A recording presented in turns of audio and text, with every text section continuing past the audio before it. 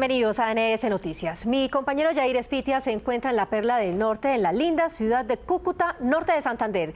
Desde allí tendremos la más importante información, pero por ahora les cuento que el Senado de la República aprobó por mayoría el plebiscito para la paz. Con 54 votos a favor y 20 en contra, la plenaria del Senado definió el mecanismo mediante el cual los colombianos dirán sí o no a los acuerdos entre el gobierno y la guerrilla de las FARC que se discuten en La Habana. La iniciativa definió el umbral en un 13% y una campaña de divulgación del sí y el no. Precisamente para conocer más de esta iniciativa nos acompañan en el estudio de NS Noticias los senadores Paloma Valencia del Centro Democrático y el senador Armando Benedetti del partido de la U. Queremos conversar con ellos sobre esta iniciativa. Senador Benedetti, ¿por qué es importante el sí en el plebiscito? Bueno, primero que todo, el plebiscito es un mecanismo de participación popular que se va a usar para que la gente participe si le gusta o no le gustan los acuerdos que hay en La Habana.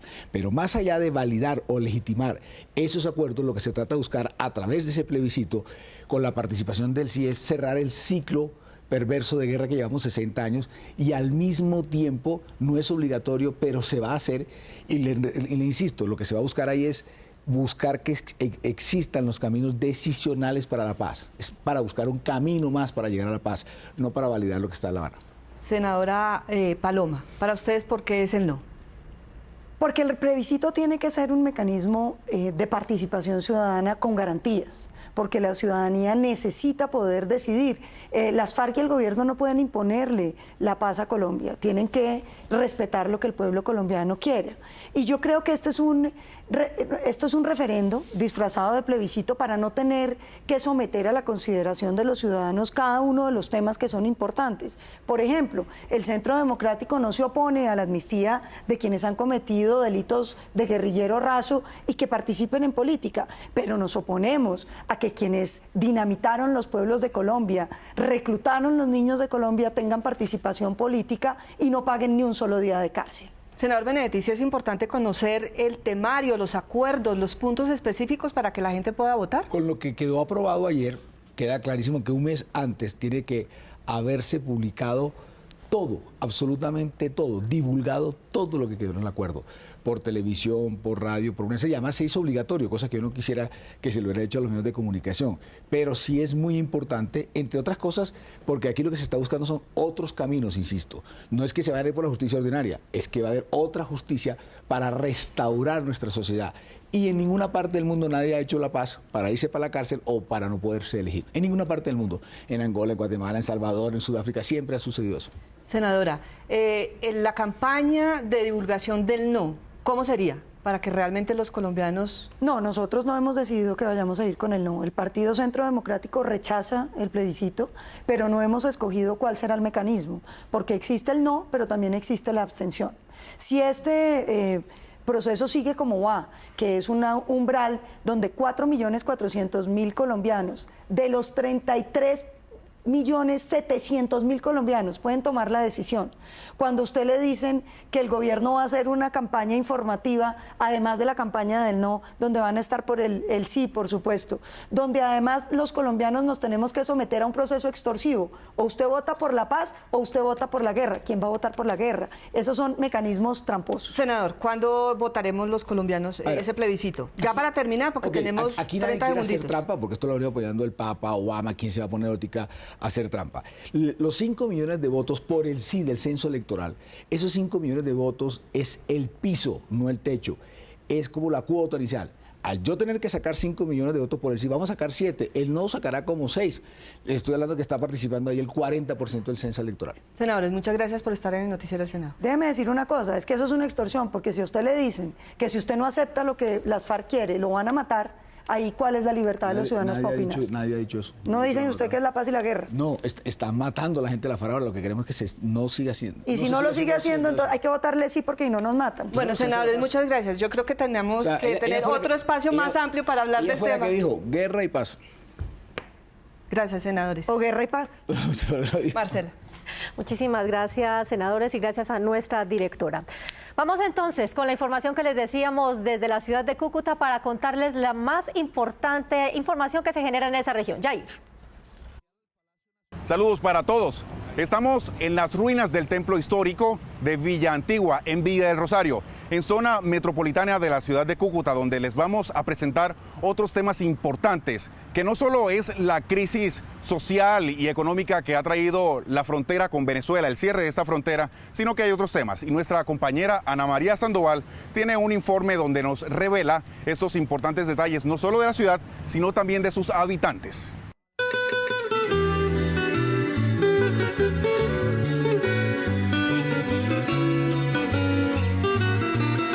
Conocida como Ciudad Sin Frontera, primer puerto terrestre de Colombia, ciudad candela, capital basquetera y perla del norte de Colombia, San José de Cúcuta alberga 800.000 habitantes. El área metropolitana de Cúcuta está conformada por 6 municipios.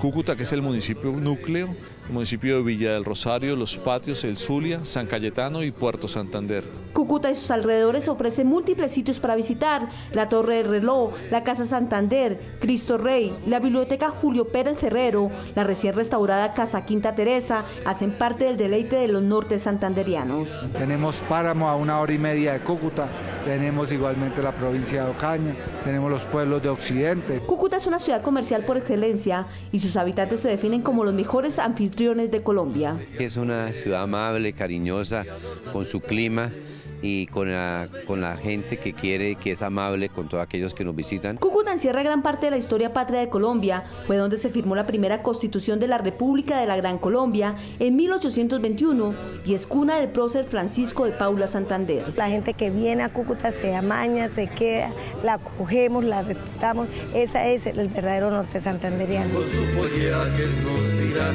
adiós, adiós. En este punto donde nos encontramos, aquí en este antiguo templo, sesionó el primer Congreso Constituyente del país, el 6 de mayo de 1981, un punto emblemático de esta ciudad y de esta región. Y bien, el empleo, un tema importante de Cúcuta. ¿Cómo se ha comportado luego de la estrategia del gobierno para mejorar la subsistencia de los colombianos que habitan en esta parte del país? Los cucuteños afrontan hoy una dura situación en materia económica por el cierre de la frontera. NS Noticias hizo un recorrido por el puente internacional Simón Bolívar y encontramos a comerciantes informales afectados. Hoy en día nos ganamos por ahí 10, 6, 8, 10 mil pesos, hermano, que no alcanza ni para la gasolina. Una frontera desolada donde dicen los comerciantes que ya no hay nada que hacer, solo les queda el rebusque. Pues qué más, carretear, pero también está pesado. Aquí nos toca, nosotros tenemos todo el día acá, a hacer nada. Anteriormente no estábamos así sin trabajo. En materia de ocupación laboral, la informalidad hoy alcanza el 70%, la tasa de desempleo está en el 14% y el comercio formal es uno de los más afectados. Las ventas a nivel local se han disminuido en un 60%. Doña Olga de Valderrama, conocida empresaria del calzado, asegura que después de tener más de 400 empleados, hoy solo la acompañan 19. Nosotros nos alimentamos el 70% con el mercado de Venezuela. Mucho mercado quieto ahorita. Los cucuteños piden al gobierno bajar los impuestos y volcar sus ojos con microempresas y empresas que reactiven la economía para dejar de depender del comercio con Venezuela. Hay que empezar a crear una nueva o casi un laboratorio de crear empresa en Cúcuta que se mezcle y que soporte realmente el sector comercial, que fue lo que siempre vivió la ciudad de Cúcuta en los últimos 50 o 60 años. Para generar mayor competitividad a la región se están desarrollando varios proyectos viales de cuarta generación y nuestro compañero Carlos Higuita hizo un recorrido por varios de esos puntos junto con el senador Manuel Guillermo Mora. Las vías de cuarta generación también llegaron al norte de Santander. La doble calzada Cúcuta-Pamplona-Bucaramanga es una megaobra que costará 3.1 billones de pesos. Y permitirá la competitividad, la productividad de toda nuestra región, desde Bucaramanga, para que Bucaramanga el día de mañana salga hacia Venezuela, y lo mismo ir hacia el interior del país por parte de Cúcuta y Pamplona. También la variante de Los Patios, cuyas obras están en ejecución, permitirá la unión del anillo vial occidental en el área metropolitana de Cúcuta. Este puente va a permitir el desarrollo y no tienen que entrar a la ciudad de Cúcuta, sino directamente pasarían desde Pamplona hasta la vía del Zulia, Sardinata, Ocaña.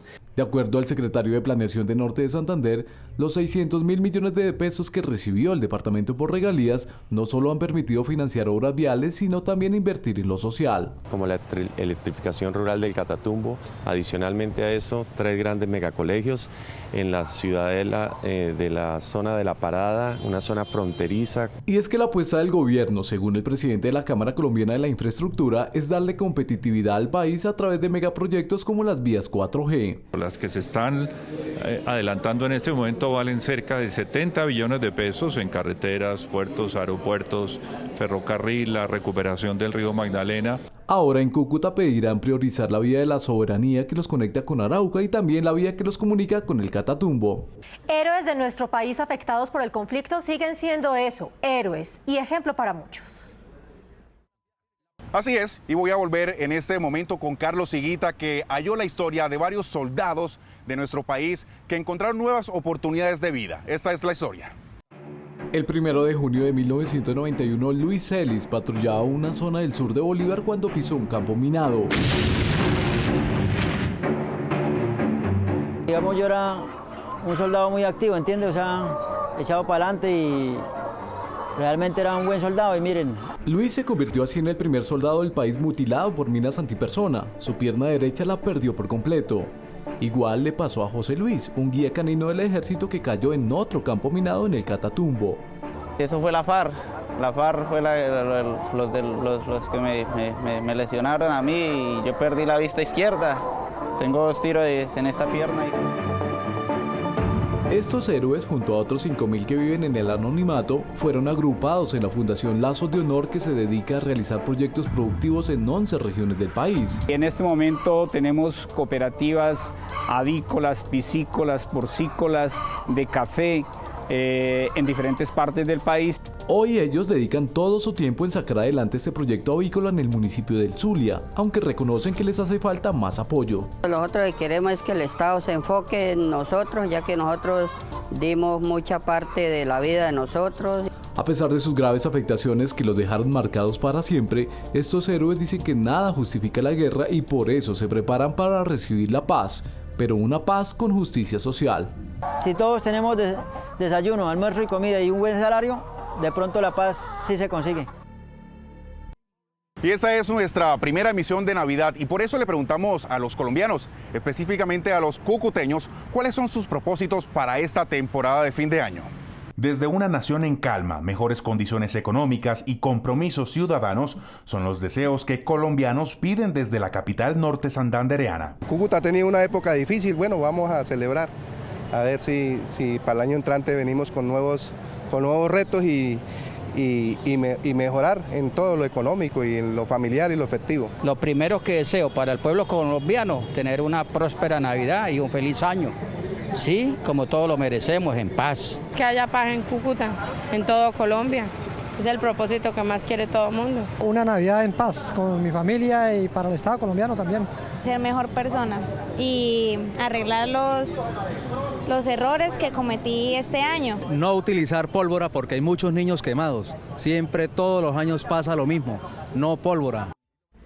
Comenzó diciembre y con él un nuevo sentimiento que une a familias en torno a la Navidad.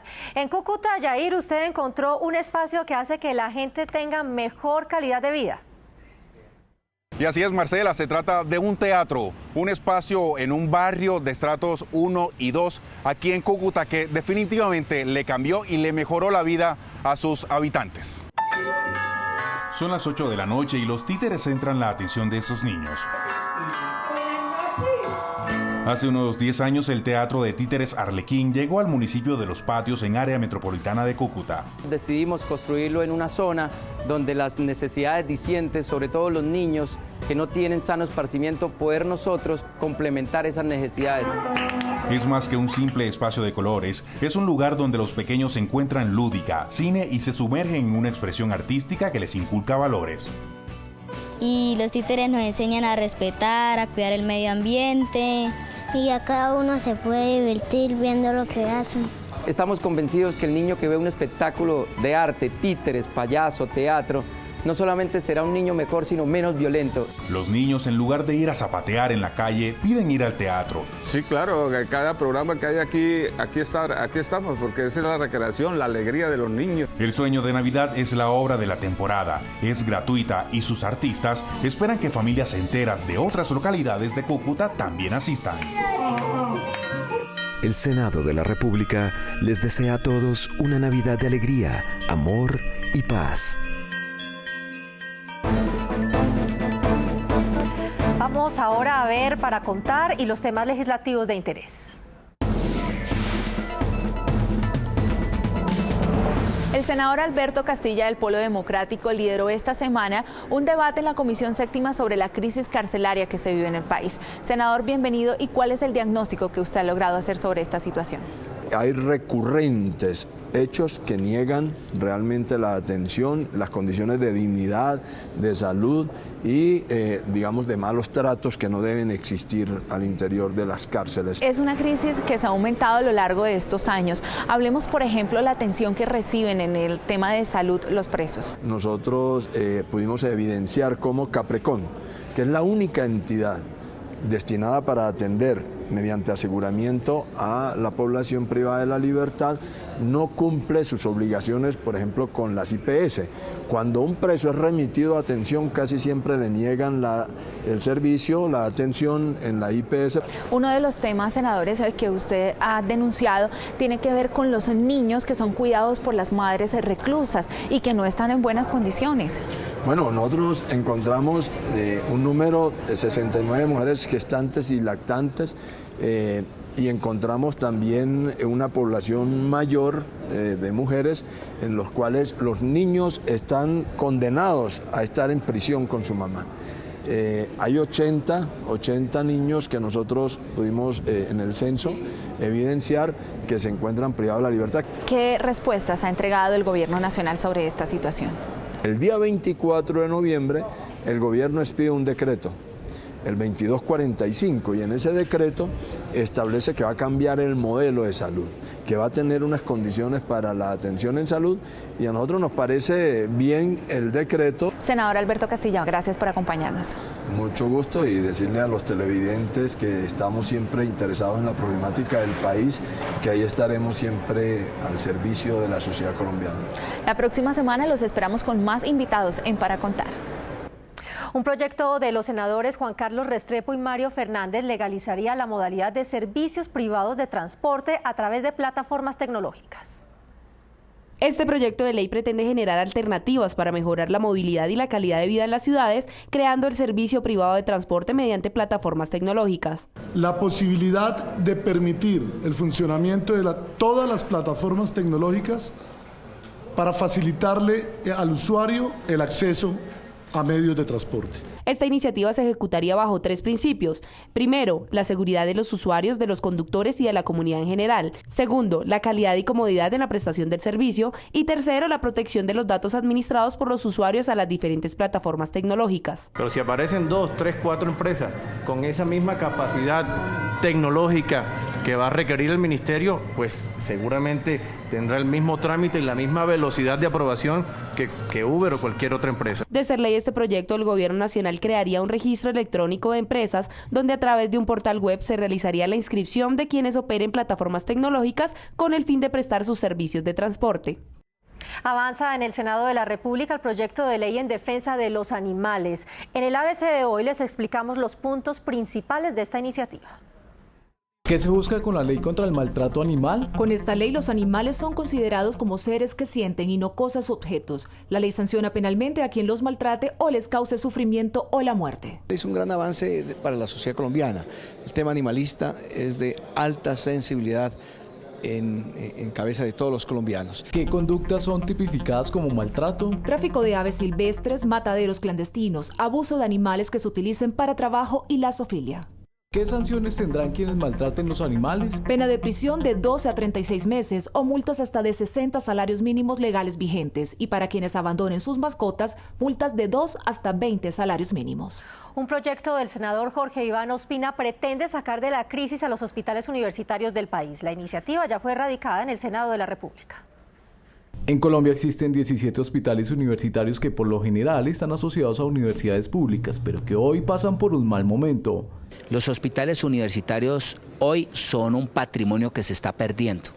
Están sufriendo obsolescencia tecnológica, deterioro locativo y en muchos de ellos no se les paga oportunamente a los residentes y a los internos. Es por esto que el senador Jorge Iván Ospina presentó una iniciativa encaminada a recuperar estos centros hospitalarios que además son un patrimonio del país. Posibilitar que siempre adelanten investigación aplicada, que adicionalmente paguen a los residentes y a los internos, que adicionalmente adquieran tecnología para procesos de simulación. El proyecto busca que el 1% de los 380.000 millones que se recaudan anualmente por concepto de los regímenes subsidiado y contributivo sean para los hospitales universitarios debidamente acreditados.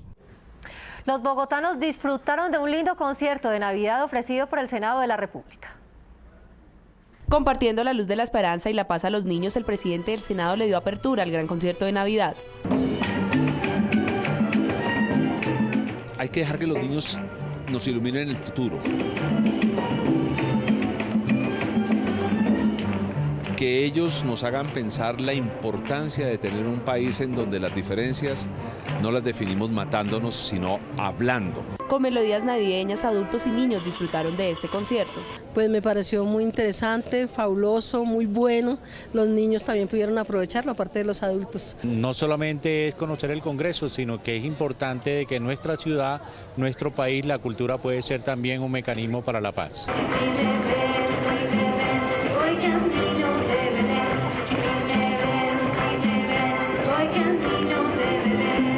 De esta manera el Congreso le dio la bienvenida a la Navidad y reiteró su compromiso por tener un Congreso de puertas abiertas. Vuelve el Congreso a recibir la gente en su propia casa, vuelve el Congreso y el Capitolio a estar de puertas abiertas. Que la paz sea el aliciente para una Navidad en familia es el deseo del Senado de la República.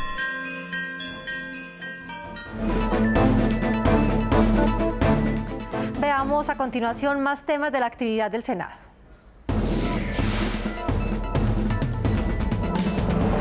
La Fundación Universitaria Unihorizonte recibió la orden del Congreso en el grado de comendador por sus aportes a la educación superior del país. Que es el reconocimiento que hacen a un esfuerzo muy grande, son 37 años desde que se fundó la institución. La Comisión Primera del Senado aprobó en primer debate el proyecto de ley que le daría entre 4 y 8 años de prisión no excarcelables a los responsables del llamado paseo de la muerte en los hospitales del país.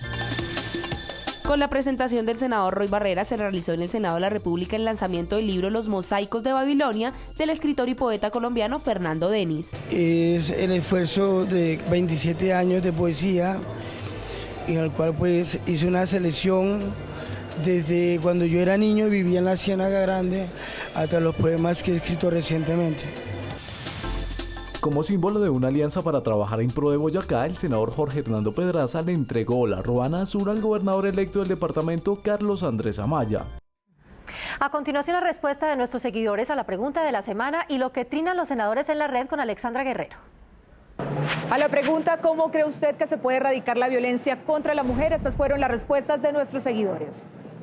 @Tauti Vargas, yo creo que el respeto y la educación de las mujeres es ejemplo del mundo. #No más violencia de género.